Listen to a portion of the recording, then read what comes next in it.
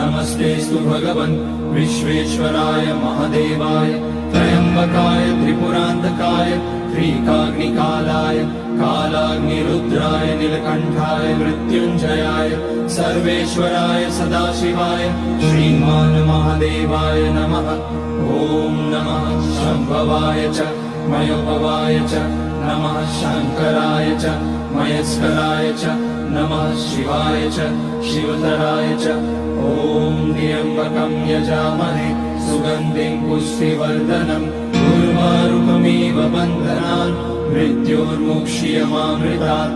नागेन्द्रहाराय त्रिलोचनाय भस्माकराय महेश्वराय नित्याय शुद्धाय दिगम्बराय तस्मै नकाराय नमः शिवाय।